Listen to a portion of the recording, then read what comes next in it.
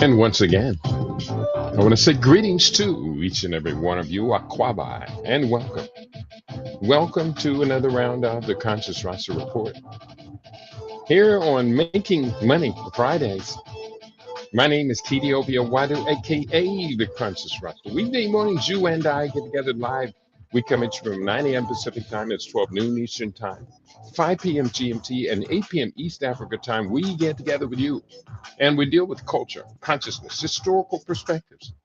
We deal with entertainment, economics, education, health, labor, law, politics, religion, family, conflict, future studies, all areas of human interactivity and development.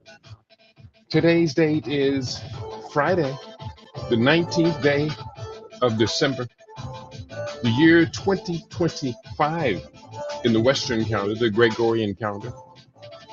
This corresponds to the year 6265 in the Kemetic calendar, to which we have realigned our cultural clock. Welcome to the seventh millennium. You have found your family in a peaceful place here on LIB Radio, LIB TV, here on livinginblack.com.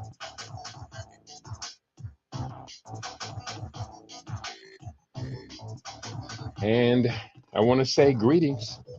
It's been an adventurous morning here so far. And I just want to greet you all. I have so much joy in my heart for each and every one of you for being a part of this experience here we call LIB Radio. And here, let me just click off of my green screen and put my chroma key screen up so you can see my background and not necessarily see just a bunch of green. It's just what it is. It's not boring. It's exciting to me. And I want to go back over here and let's do this for today. Let's introduce today's program. I hope you agree that this is an exciting program that we have on score for you today. The theme is how household inflation killed the American dream. Welcome to Making Money Fridays. Today, we're examining inflation's devastating impact on average household expenses across 15 critical spending categories, from groceries and gas to housing, healthcare, and utilities. These aren't just numbers on a chart. They represent real families watching their purchasing power evaporate. We'll explore how persistent price increases have systematically hollowed out the middle class, forcing difficult choices between necessities and eroding the financial stability that once defined American prosperity. Let's break down the damage. So that is what we have on theme for today. Do stick around for a little bit. We're going to be sharing a lot of good, valuable statistics, especially as we are right now, less than a week away from Christmas. And this is the time when the Christmas money is flying, flying, flying. As people do the best they can to be considerate of their families, but at the same time, you have to be considerate of your living expenses. This is very, very important. So one more button I'm going to push over here to take that halo out from behind me. There we go. Let's get into today's study. Today, let's discuss money matters. Of the top 15 household expenses that impact families, we're asking the question, how have these expenses inflated or deflated over the previous year? What can be done to lower these expenses? What is the current U.S. GDP, gross domestic product? What is the current debt to GDP ratio? And what does debt to GDP ratio mean in simple language? What is the current inflation rate for the nation? What about the middle class dream of home ownership? Is this being transferred from generation to generation? I think you know the answer to many of those questions, but those are the central questions we're putting onto the table for today and more. The US economy is currently producing around 30 to $29.2 trillion in goods and services per year. That's nominal GDP 2024 actual and mid 2025 levels. So the actual is 30 trillion. The mid 2025 actual is considered to be $29.2 trillion worth of production. Public projections put full year 2025 GDP around 29.6 to as much as $30.2 trillion, keeping the US near to 27 to 28% of the world economy. Now, of course, it's unsustainable. If you don't know it by now, I'm telling you, it's unsustainable, and we don't know what's going to happen. We do know the US share of GDP productivity is declining, of global GDP productivity. And plus, so much of what we are experiencing in the United States is inflated because of the huge debt. There's huge interest charges. That's going to get to the debt to GDP ratio. Let's get that in. Debt and debt to GDP. Now, listen closely. This is very important information. Gross federal debt is a little over $36 trillion versus GDP, gross domestic product, at $30.3 trillion as of mid 2025.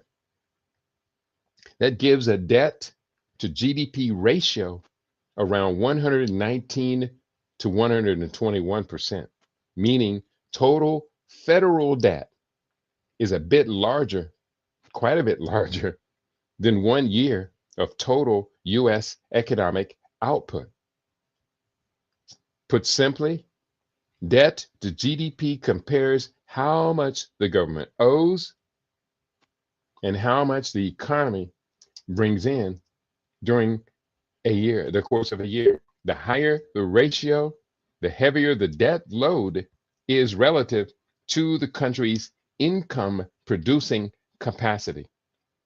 And this is getting worse year on year. At a certain point, it collapses. We're not going to project out to that point today because there's just so many figures and numbers involved, but just look at your household. If you spend 20% more, and this again, the US debt 36 trillion. So, but the GDP, gross domestic product, is a little over 30.3 trillion. So you have $5.7 trillion the government is spending more than it brings in. And that, let alone where is this money coming from? Who owns that debt and this and that? Hey, that's a whole nother conversation for a whole nother day. But this system of usury that led the United States to become the world's lone superpower after Russia says, hey, we can't, after the Soviet Union says, we can't hang with this. It's crazy. And because other governments appear, in my opinion, to try and balance things out. Not all governments in the world have such a huge debt debt to GDP ratio. In fact, let me just real quickly in the background, I'm going to just look this up because becomes very important. How many governments? We're going to ask this question of, let's do this on Perplexity because I like Perplexity. How many governments of the world? Governments in the world have a negative GDP to debt to GDP ratio. Now, that means that spend less than they take in. So that's the question I'm going to ask this. How many governments in the world have a negative debt to GDP ratio? And let's see. No government worldwide have a negative debt to GDP ratio. And I'm thinking about it, I may not have worded that right, as this metric measures total accumulated debt relative to GDP and cannot logically be negative. Yeah, I should have said zero debt countries. This is it. And it did correct it for me. Thank you. A handful of sovereign nations maintain a debt to GDP ratio of effectively 0%, meaning no outstanding public debt. These include Brunei, oil funded, Liechtenstein, a tax haven wealth, and possibly Macau or small entities like Nauru in some data sets. Larger examples like Kuwait, 3%, or Cayman Islands, 6%, are close but not zero. Spending less than they take in describes primary budget surpluses, revenues exceeding non-interest expenditures, not debt stock. So in my inquiry, I created a little conflict or error in my wording of this, but it caught me and it corrected it. Not debt stock. In 2025, about 20 to 30 countries run such surpluses. That's really what we wanted to look, including oil exporters like Norway, Qatar, and Saudi Arabia, plus fiscal hawks like Switzerland and Denmark. However, still, many hold positive debt from past deficits, so their debt to GDP ratio remains above zero. However, many true zero debt nations rarely run deficits long term due to resource wealth or small scale. And that reference comes from by the numbers, the global economy in 2023. by the numbers, the global economy in 2025 by Geoeconomic Center experts, December 19, 2025. Let me copy that link and I'm going to paste this up for you, my listening audience. And I hope that you can find this really useful. I want to put this up on the Rumble family, for my Rumble family. I want to put this up for our YouTube family as well. And I'm also going to take just a moment here and place this up on my Facebook page, because this is information I promise you I will need to come back to as soon as I'm able to configure this into the larger scheme. Because ultimately, you and me and we, and I had a long talk with my brother Howard yesterday, who came by, and we enjoyed living superfood together. Howard, it was great hosting you, man. It was really, really inspiring. And he took over a whole stack of my books. This brother, I can't say enough about you. I'm talking about you, Howard. We can dig it. Now, lastly, I'm going to put up this link one more time and I'm going to go back. I'm a little distracted, but brother left me in a great, excited state about the future that he and I have now planned to create together. So we're back into our dialogue. If you're in the house today, I'd love it if you would take a moment and just say hi to us. Let us know you are in the house. It'll be a pleasure, absolutely a pleasure to hear from you. And I'm just going to view you on YouTube as well. Let me turn this sound down. And I'm not playing any videos today, so I don't have to have that sound up. And where are we at? My daddy would say behind that at. Okay. And I'm going to post up this one. Okay, I did that already. And let's hit the like button and let's go forward. We got a lot of research on the table. So that was debt to GDP, current inflation rate.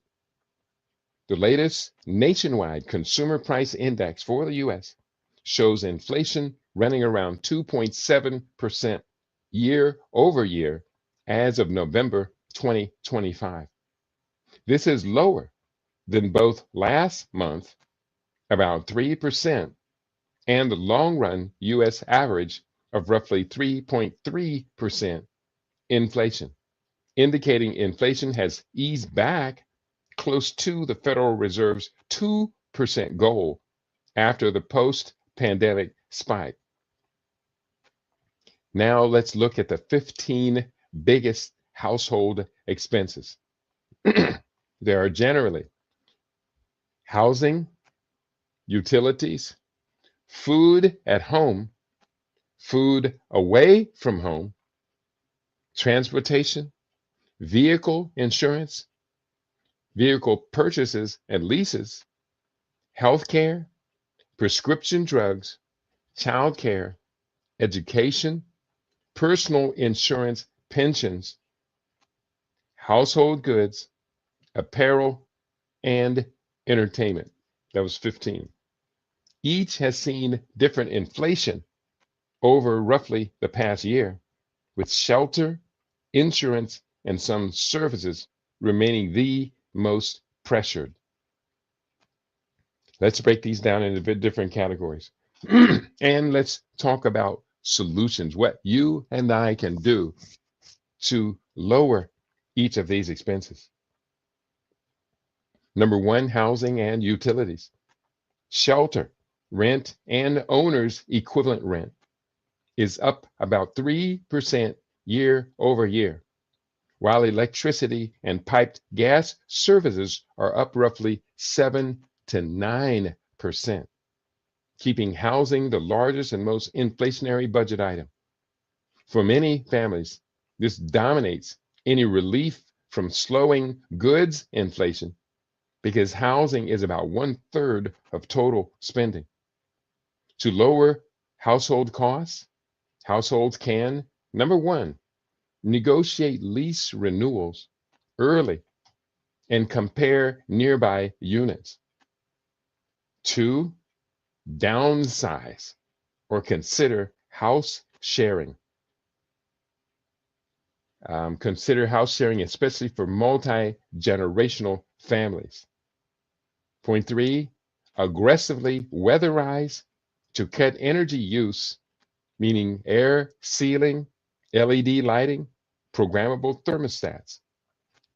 And four, shift usage to off peak hours in markets with time of day pricing, TOU pricing, it's called.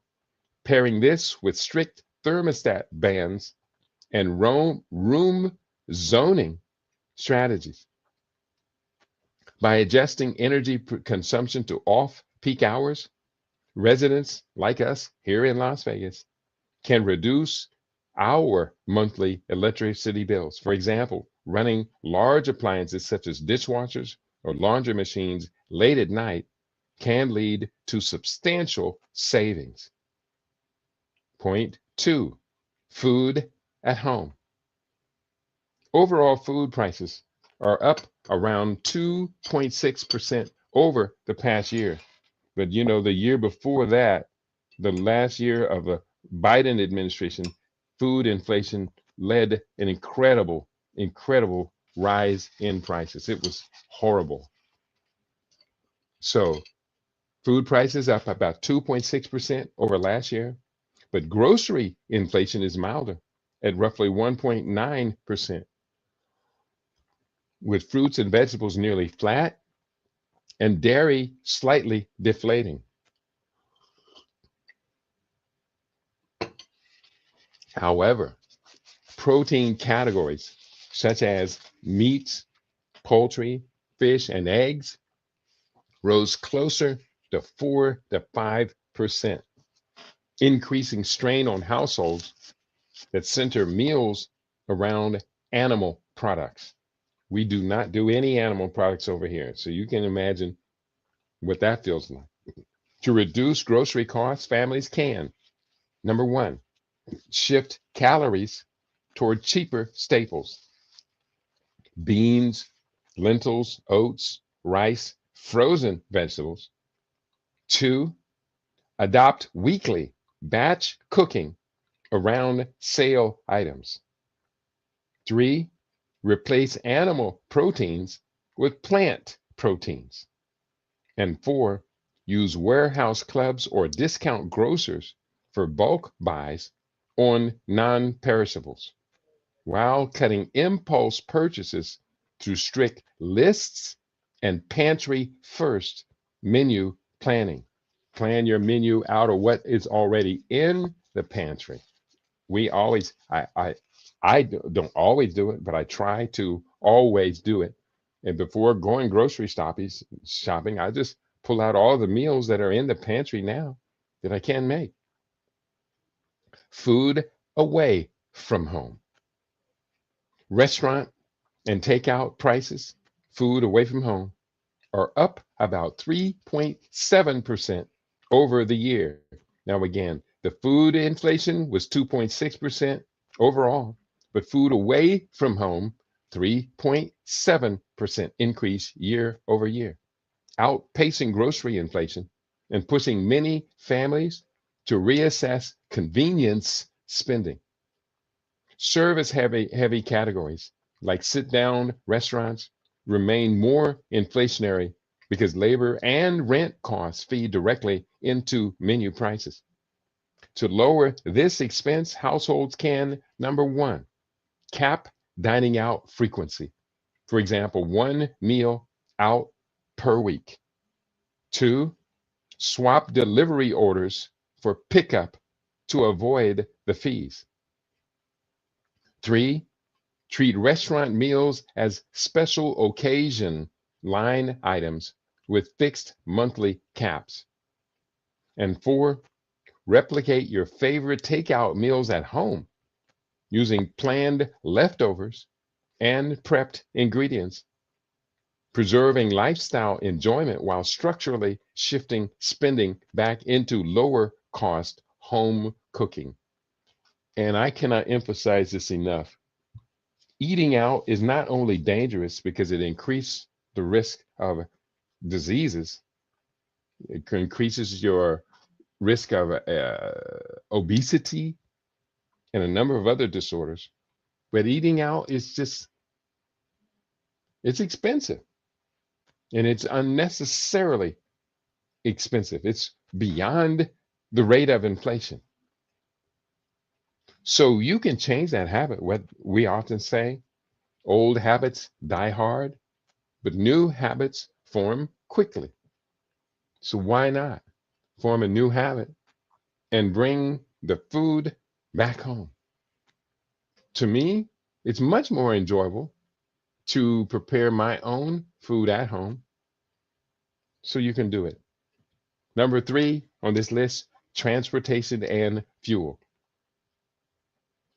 Transportation, the second largest budget category, has experienced mixed inflation.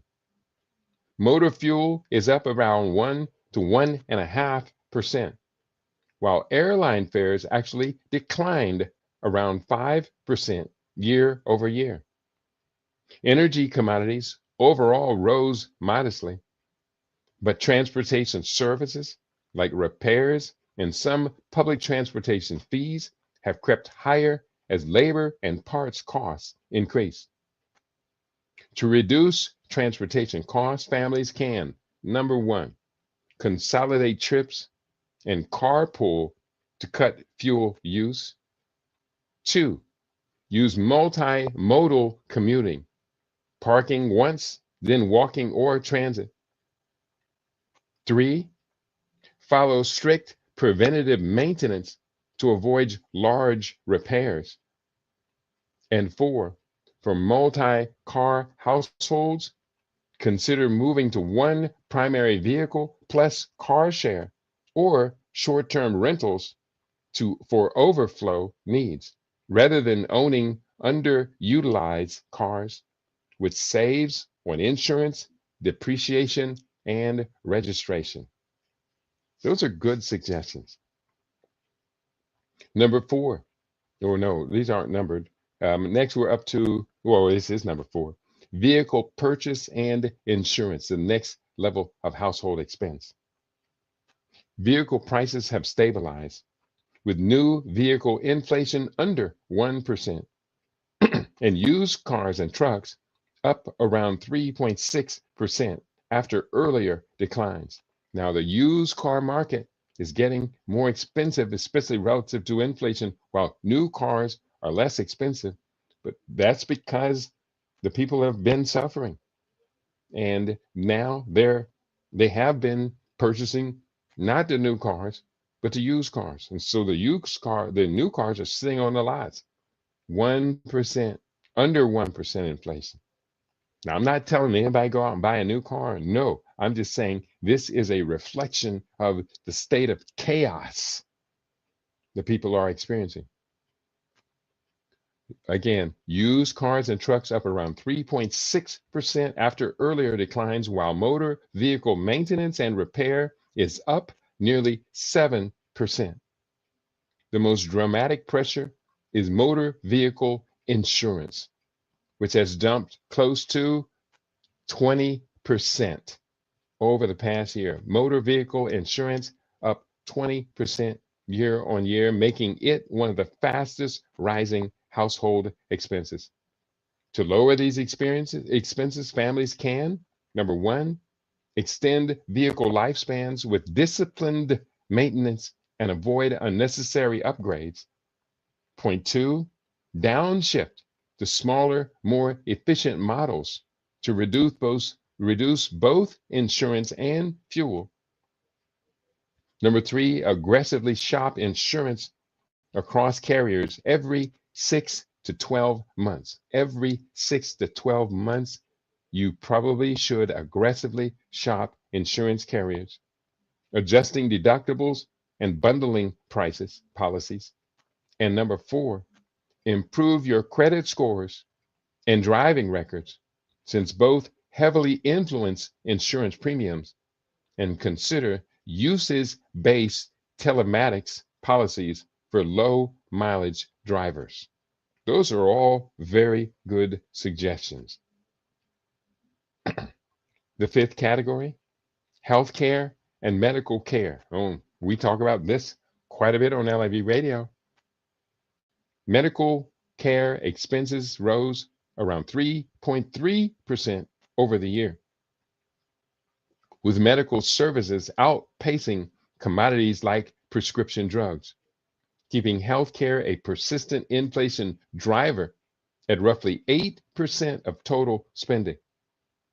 Families feel this through higher premiums, co-pays, and out-of-pocket costs for specialist visits, even as some generic medications remain relatively stable.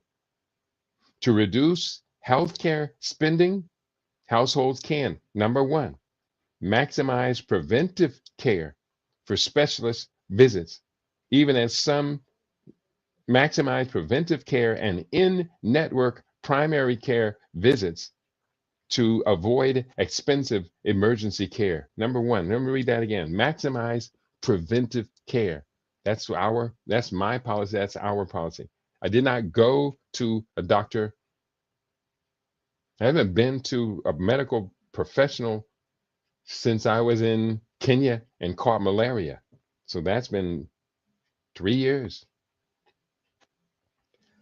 Number two, use price shopping tools for imaging, labs, and elective procedures.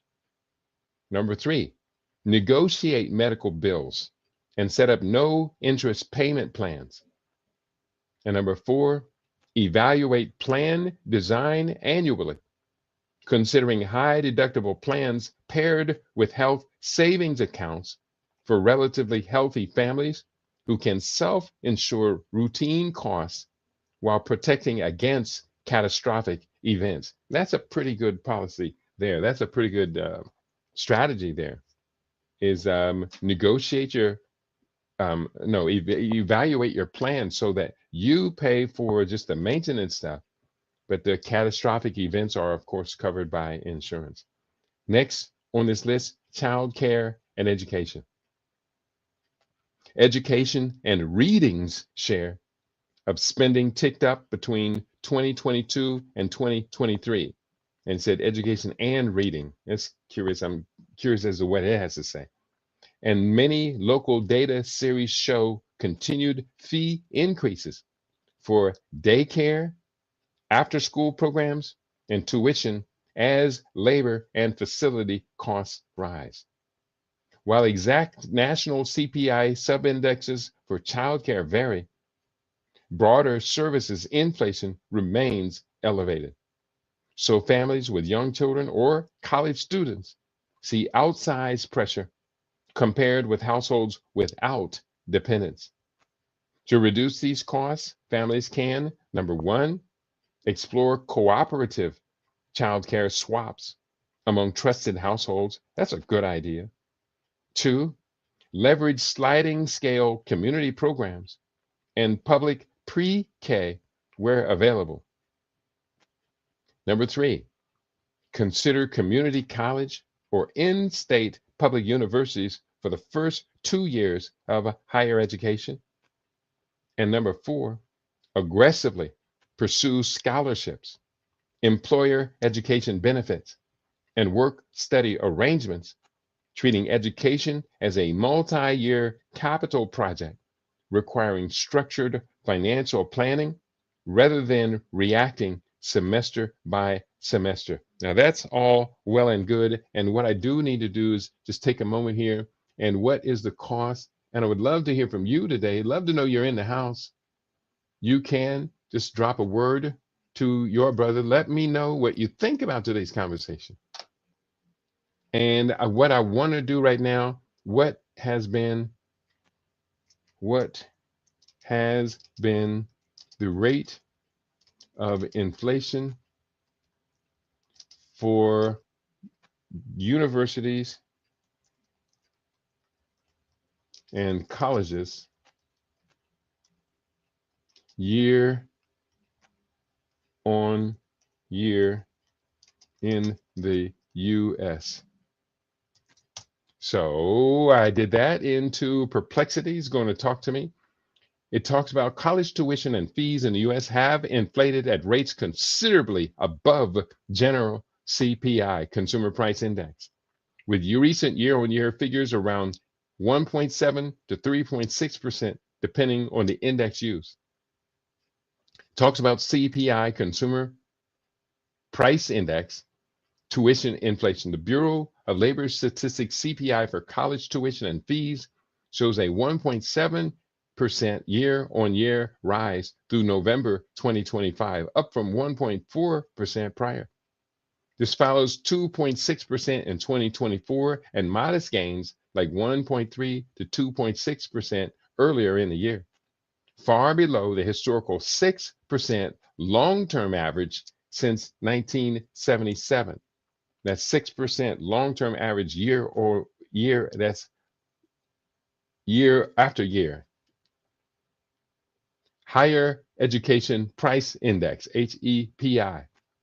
HEPI tracking college operating costs reports 3.6% inflation for fiscal 2025, up from 3.4% in 2024 and well above the Consumer Price Index's 2.6%.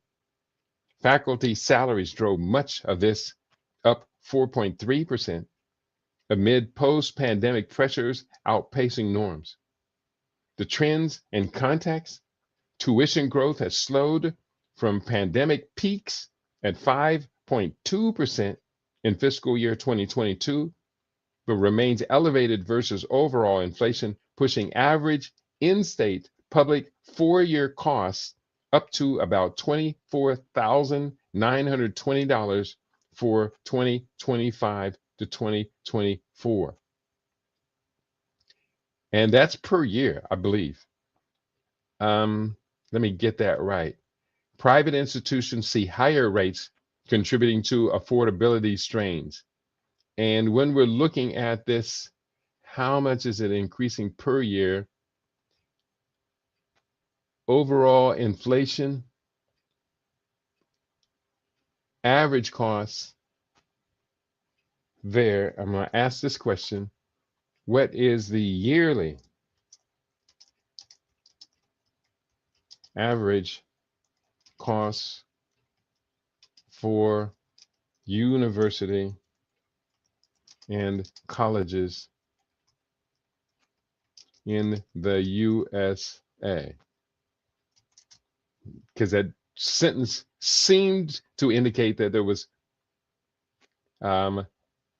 okay, public institutions, in-state public 4-year college averages $10,340 for tuition and fees in 2025, with total costs including housing, meals, books, and supplies reaching around $27,000 to $28,000 annually. Out of state public tuition jumps to $28,000 plus, while community colleges stay under $4,000 for tuition alone. Private institutions, private 4-year colleges charge $39,307 on average for tuition and fees, with full costs exceeding $60,000 per year, including living expenses. This reflects steady increases through though net prices after aid average $15,000 to $25,000 for many students, depending on family income. Costs have risen 93% nominally since 2005, 2006. That's 10 years ago. They've risen 93%. This is a 17% inflation adjusted, driven by administrative bloat and amenities. But financial aid covers 40 to 70% for lower income families. Location and program type further influence totals. So that's pretty significant. I'm going to copy those last couple of sections into my report, and hopefully it will help us out. Let me just copy this in here, boom, and save.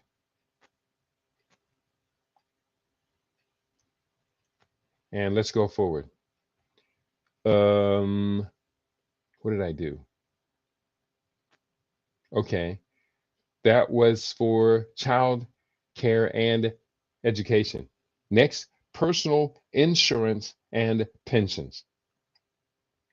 Personal insurance and pensions, life insurance, disability, and retirement contributions account for about 12.4% of spending and saw a modest rise in share during 2023, reflecting both higher premiums and greater household focus on financial security. Nominal inflation here combines true price increases with households choosing to save more in tax advantage accounts as wages grow. To manage this category, families can, number one, audit all policies annually, eliminating redundant coverage.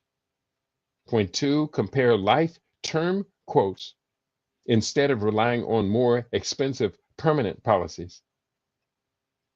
Number three, ensure disability insurance is sufficient but not over layered. And four, automate retirement contributions at sustainable levels, prioritizing employer matches while over committing cash flow, and choosing low fee index funds to maximize real returns after embedded insurance costs. Next category, household goods and furnishings. Household furnishings and equipment represent a smaller slice of the budget, around 3%. And many goods within this category have seen low or even negative inflation as supply chains normalize after pandemic disruptions. Big ticket durable items like appliances and furniture are less inflationary now than in 2021, 2022, though quality and lifespan differences matter when comparing prices. To reduce spendings, families can, number one, defer non-essential upgrades and repair rather than replace. Time purchases, number two, and repair or replace when safe. Number two, buy used or refurbished items, especially furniture and electronics. Number three, time purchase around major sales events when retailers clear inventory. And number four, standardize on a few reliable brands to simplify maintenance and parts, lowering total cost of ownership over the years instead of fixating on sticker price alone.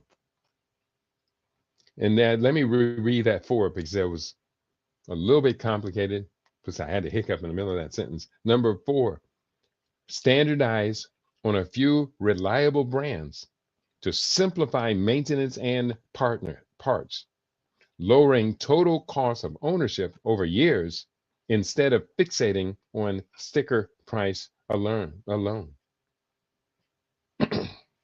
And 1 second here.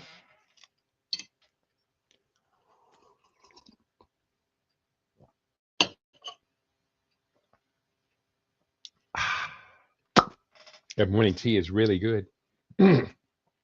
It's a green tea bag, a black tea bag, wild desert honey, cinnamon, cayenne pepper, ginger powder, peppermint extract, turmeric, and freshly ground black pepper. All of that in that cup. Oh, I didn't put any coconut oil in it today. Would have been wonderful. I'll do it 2 times tomorrow. Next category, apparel and personal care. Apparel inflation over the past year has been very low, roughly 0.2%, making clothing one of the least inflationary household categories at around 2 to 3% of spending share. By contrast, personal care services and products rose around 3.2%, reflecting higher wages in salons and barbershops, plus brand-driven price hikes. To save money, households can, number one, buy clothing off season and favor durable basics over trend cycles.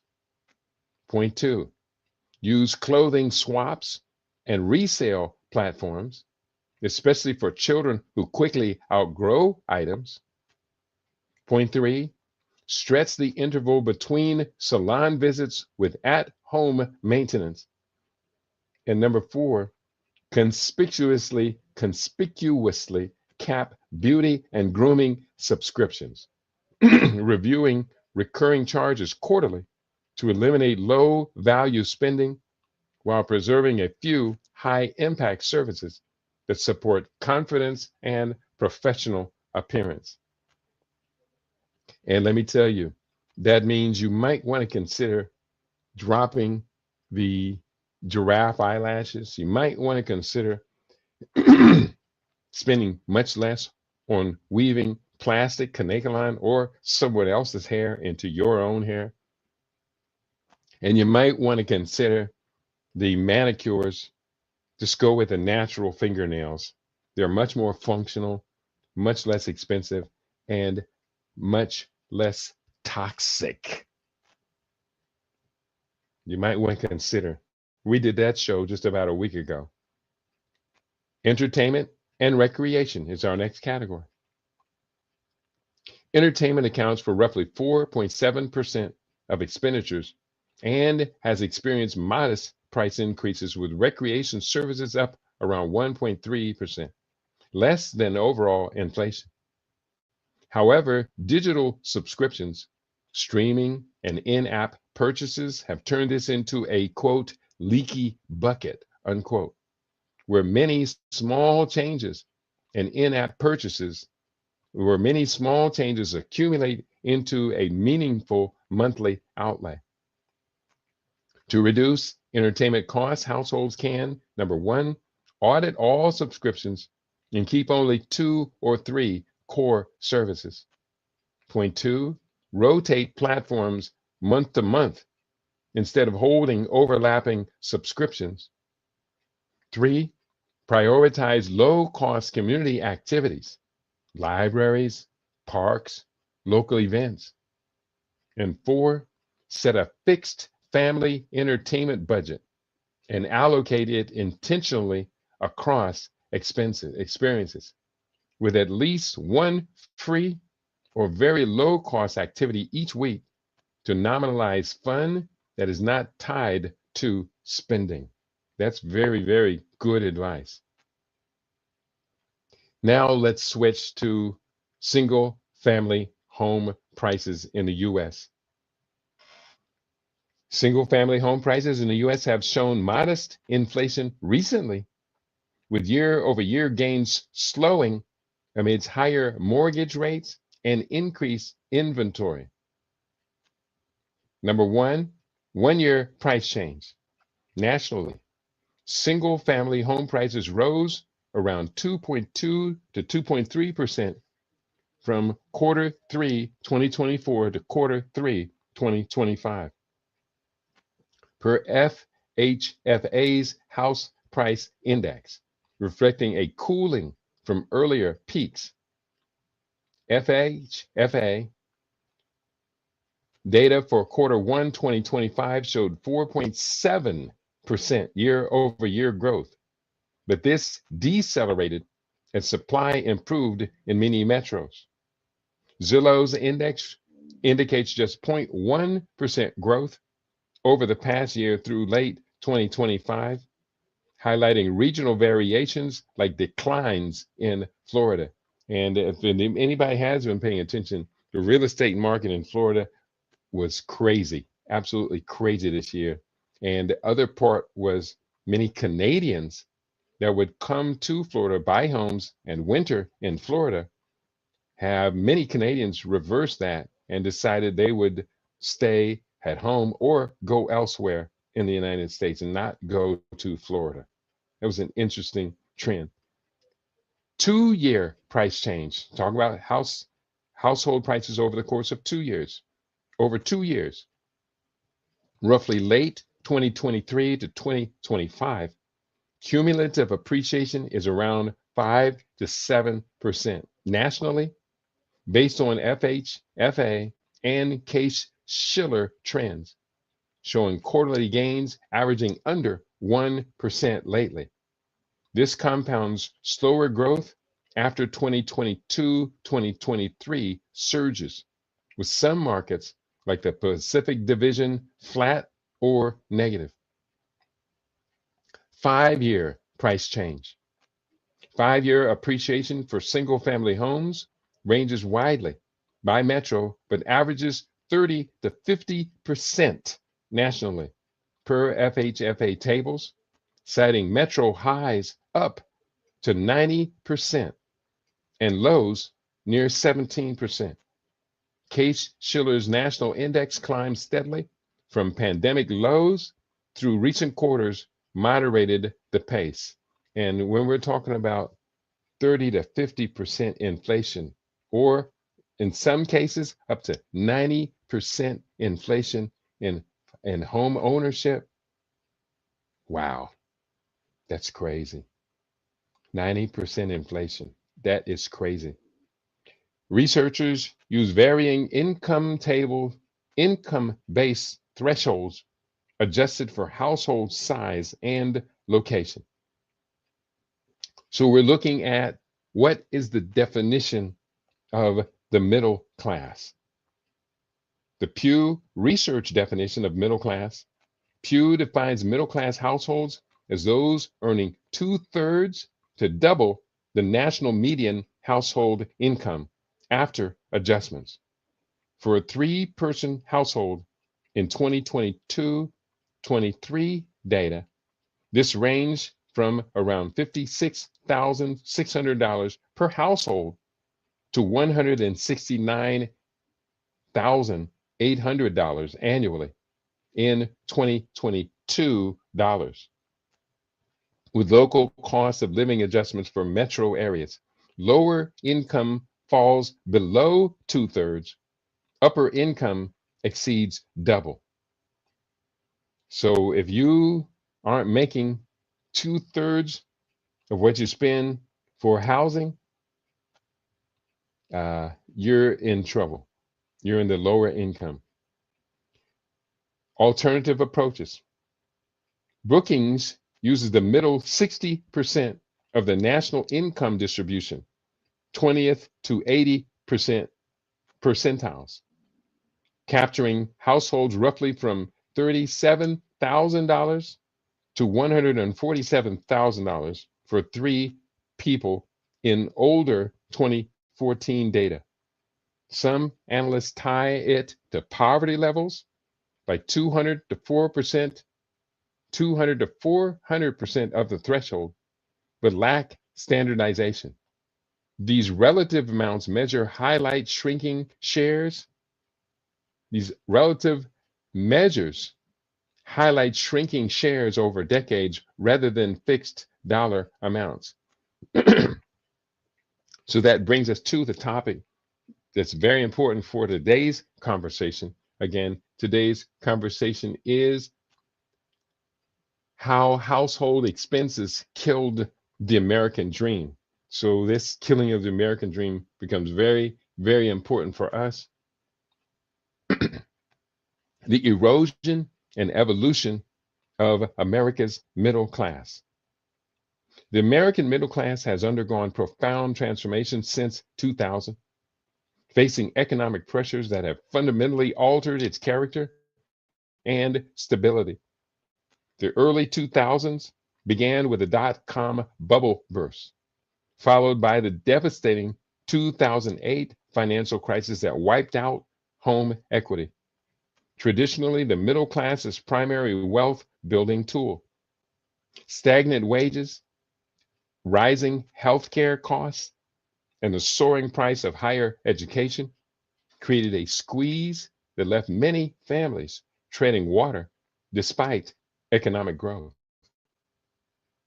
The COVID 19 pandemic accelerated existing trends, with remote work offering new opportunities for some, while service sector workers faced unprecedented disruption. Housing affordability reached crisis levels in many metropolitan areas, with median home prices far outpacing income growth. Meanwhile, the wealth gap widened dramatically as asset owners benefited from stock market gains, while wage earners struggled with inflation. By the mid 2020s, the middle class appears increasingly bifurcated. Those with college degrees, home ownership, and retirement savings maintaining stability, while others face precarity once associated with low income households. The traditional pathway to middle class security, steady employment, home ownership, and pension based retirement has been replaced by a more volatile landscape, requiring greater financial sophistication and often dual incomes to achieve what previous generations accomplished with one income.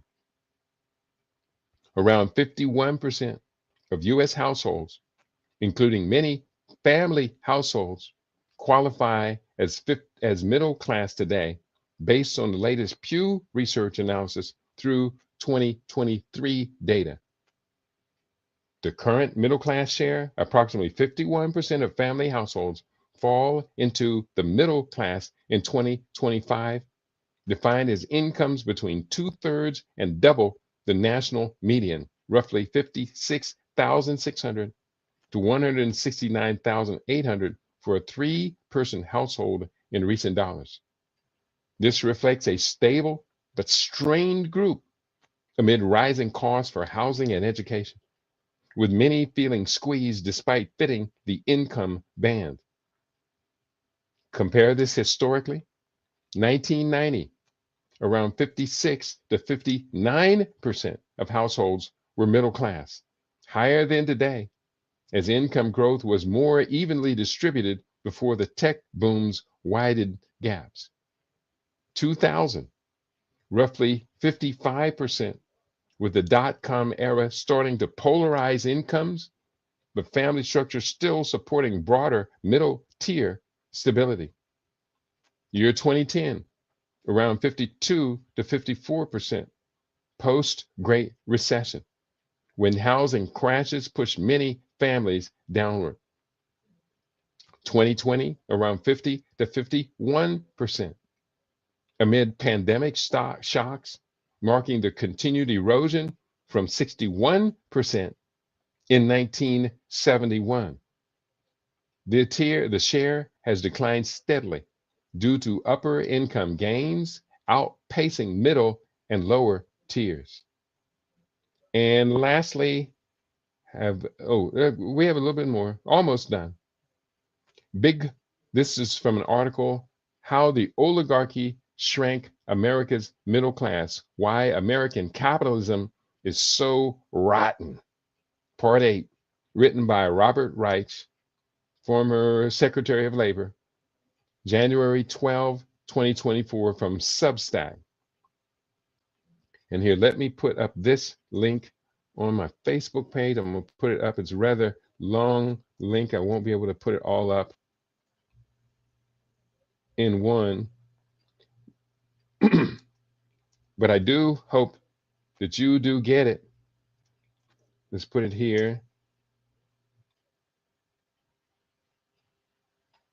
And let's see if it'll fit on the YouTube.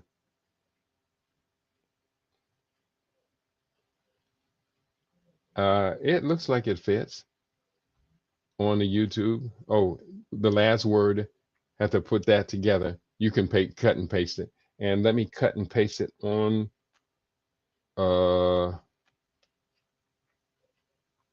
my Rumble page for my Rumble family. And didn't have anyone check in today. It's kind of crazy, huh? But it is what it is. So I'm going to put this link up. Come on, link.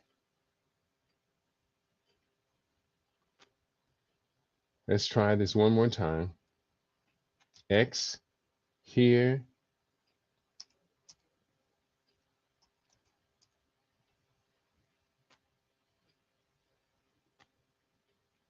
Okay, so let's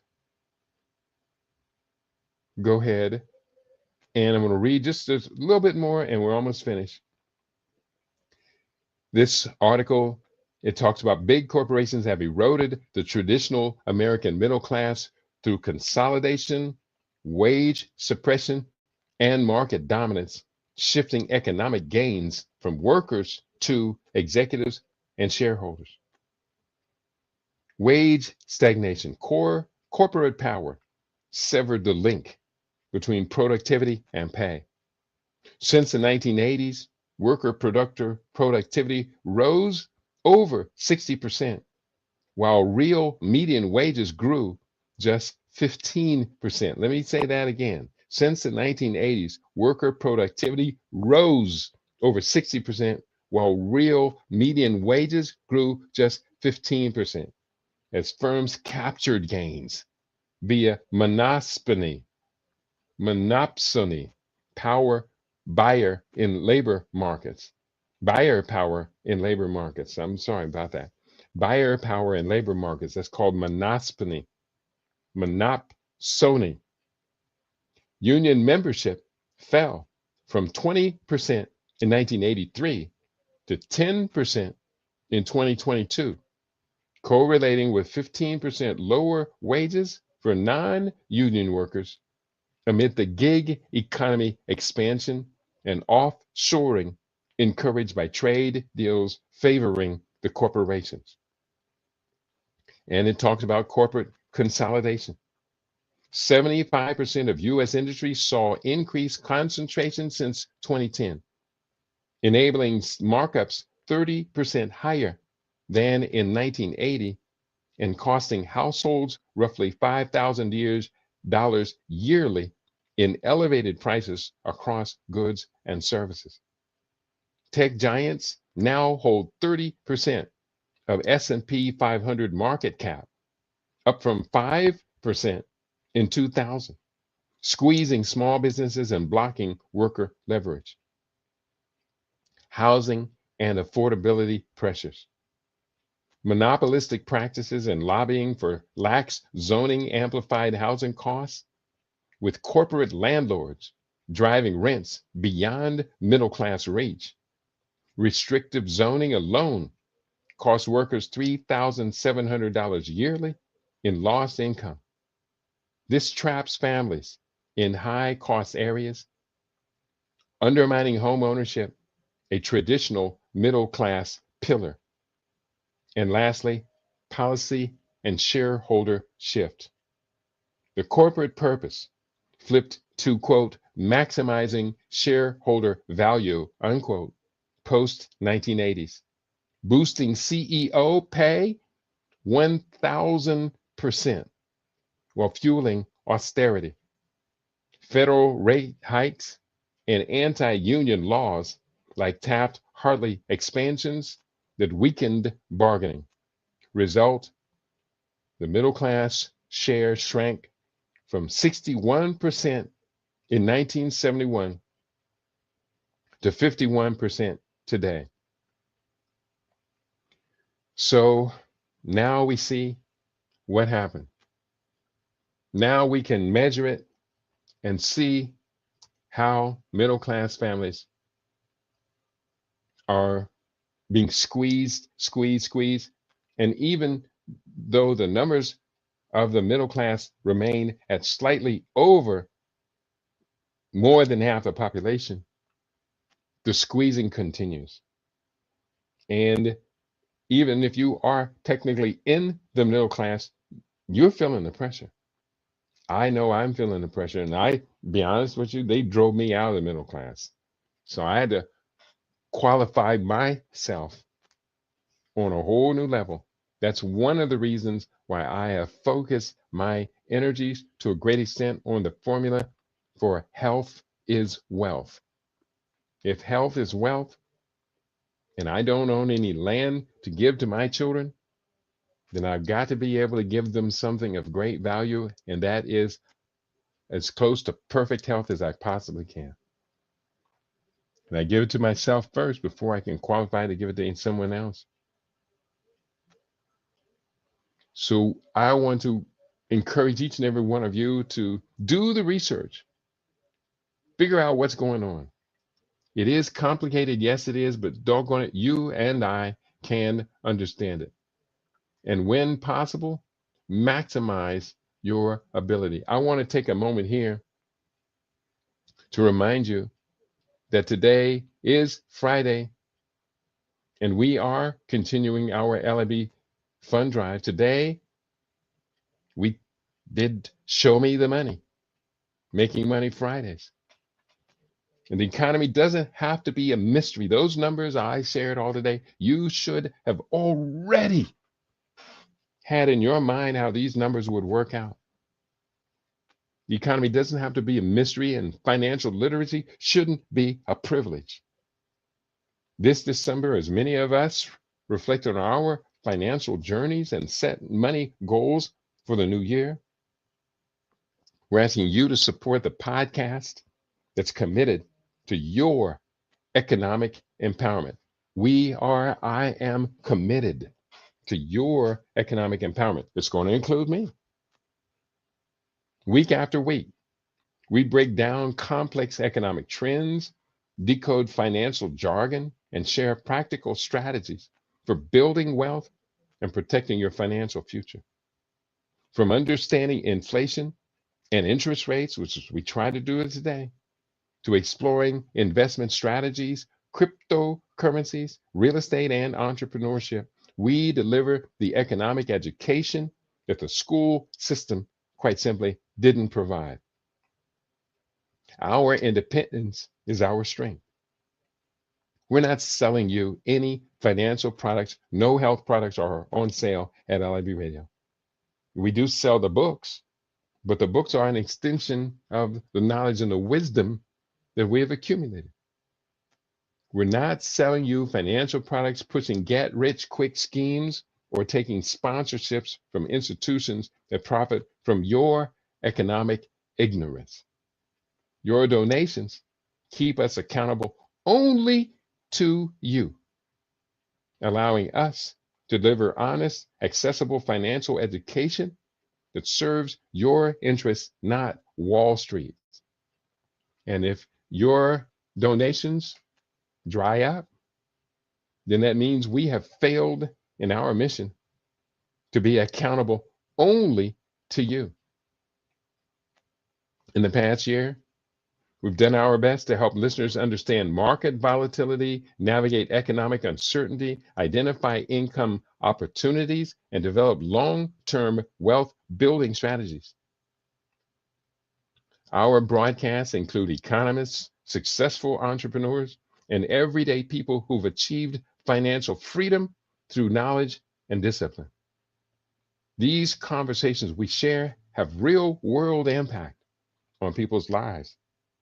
This holiday season, often a financially stressful time, consider investing in the resource that helps you make smarter money moves all year round.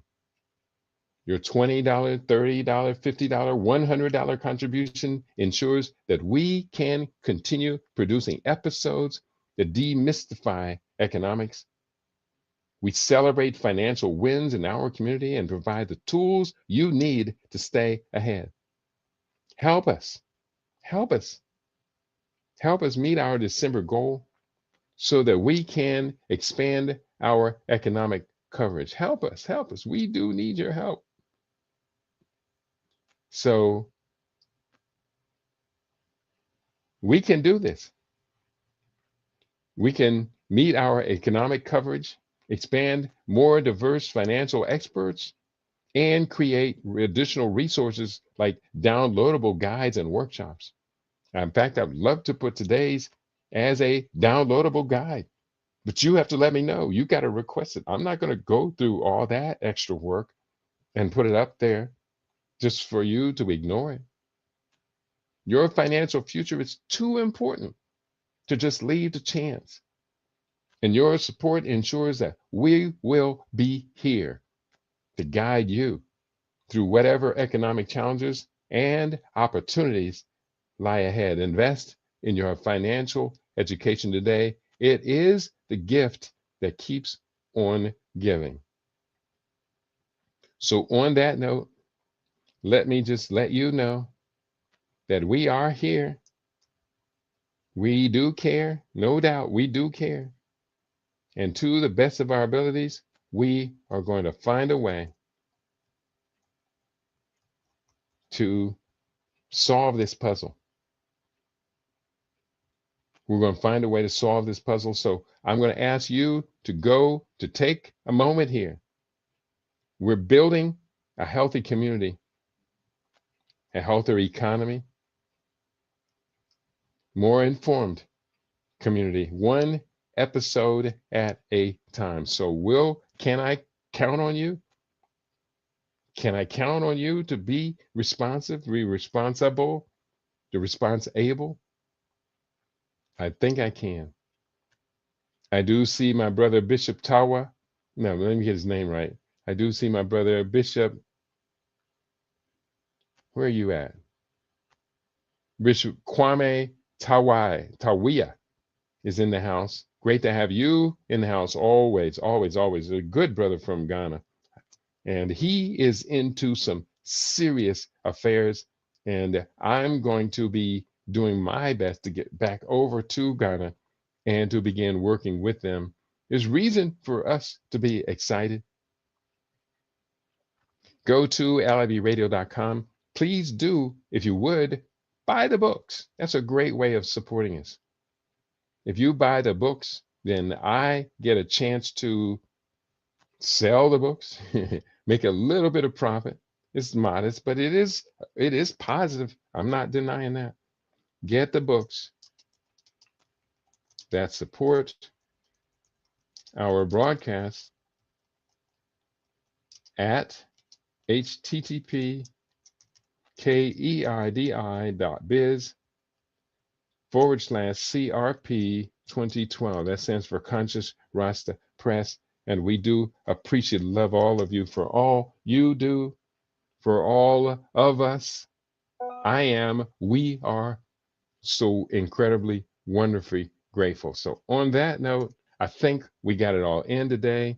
I'm going to put this up here on Rumble, and I'm going to put it up on YouTube.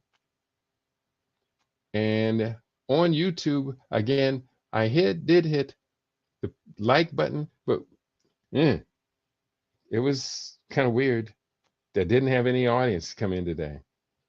That was really weird. So we're just going to just do the best that we can do. Meanwhile, you do the best that you do, and we're going to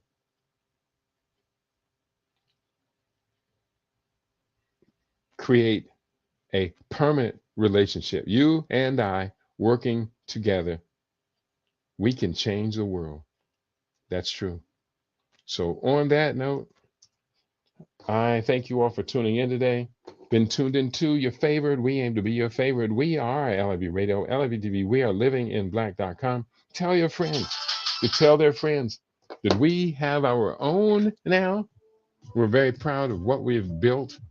Very proud of the people that run with us, that hang along with us, and very proud to be living in black each and every day. Peace and prosperity to each and every one of you.